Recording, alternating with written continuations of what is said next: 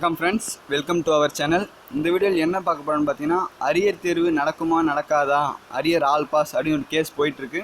அது வந்து உயர்நீதிமன்றத்தில் நேற்று ஹியரிங் வந்துச்சு. அதில் ஒரு அதிரடியான அறிவிப்பு உயர்நீதிமன்றம் தந்திருக்கு. அதை பற்றி தான் பார்க்க போகிறோம். வீடியோ பிடிச்சிருந்தால் லைக் பண்ணுங்கள், ஷேர் பண்ணுங்கள், சப்ஸ்கிரைப் பண்ணுங்கள், மறக்காமல் பெல் ஐக்கான் ப்ரெஸ் பண்ணுங்கள் ஃப்ரெண்ட்ஸ். அப்போ தான் நோட்டிஃபிகேஷன் உடனுக்குடன் வரும். ஏதாச்சும் கமெண்ட் பண்ணுங்கள் ஃப்ரெண்ட்ஸ். உங்கள் டவுட்டு இதை நான் கிளியர் பண்ணுறேன். அந்த வீடியோ ஸ்கிப் பண்ணாமல் பாருங்கள். அப்போ தான் ஃப்ரெண்ட்ஸ் உங்களுக்கு கரெக்டாக புரியும். சரி, வாங்க வீடியோக்குள்ளே போகலாம். அதாவது பாலகுருசாமி அண்டு ராம்குமார் அவங்க கோர்ட்டில் கேஸ் போட்டாங்க. அரியர் ஆல் பாஸ் அப்படின்னு தமிழக அரசு சொன்னது தவறானது, அது எதிர்ப்பு தெரிவித்து போட்டாங்க.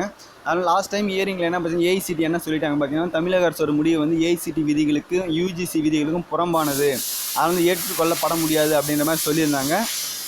அந்த ஹியரிங் நேற்று திருப்பியும் ஹியரிங் வந்துச்சு. அந்த ஹியரிங்கில் நேற்று உயர்நீதிமன்றம் என்ன சொல்லிச்சுன்னு பார்த்தீங்கன்னா, ஏஐசிடிக்கு புறம்பாக எதுவும் செய்ய முடியாது அப்படின்னு திட்டவட்டமாக சொல்லிட்டாங்க. அப்படி அந்த திட்டவட்டம் அப்படி சொல்கிறாங்க என்ன அர்த்தம்னு பார்த்தீங்கன்னா, ஏஐசிடி எக்ஸாம் நடத்தியே ஆகணும், அரியர் ஆல் பாஸ் செல்லாது அப்படின்ற கான்செப்டில் சொல்கிறாங்க.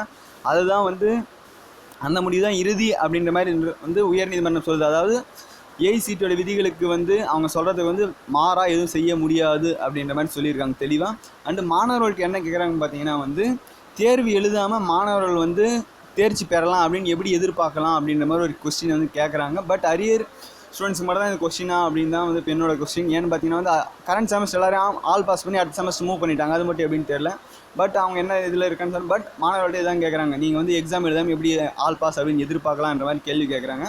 இதுக்காக திருப்பி நவம்பர் 20ஆம் தமிழக அரசு ஏஐசிடி திருப்பி பதிலளிக்க சொல்லி வழக்கை ஒத்தி வச்சுருக்காங்க. நவம்பர் 20ஆம் ஃபைனல் ரிசல்ட் வரும் அப்படின்னு நினைக்கிறேன் ஃப்ரெண்ட்ஸ். நான் உங்களுக்கு கண்டிப்பாக அப்டேட் பண்ணுறேன். பட் இவங்க கான்செப்ட் படி ஏஐசிடி எக்ஸாம் நடத்தியே ஆவன்னு சொல்கிறாங்க. உயர்நீதிமன்றம் என்ன சொல்லுது, ஏஐசிடிக்கு ஆப்போசிட் எதுவும் பண்ண முடியாதுன்னு சொல்லுது. பட் தமிழக அரசு எக்ஸாம் நடத்த மாட்டேன் அப்படின்ற மாதிரி சொல்கிறாங்க. இப்போ எலெக்ஷன் வேறு வரப்போகுது. அதில் என்ன நடக்க போகுதுன்னு தெரியல ஃப்ரெண்ட்ஸ். கண்டிப்பாக உங்களுக்கு அப்டேட் பண்ண ஃப்ரெண்ட். நவம்பர் 20ஆம் பார்க்கலாம். Thank you friends. நெக்ஸ்ட் வீடியோவில் பார்க்கலாம்.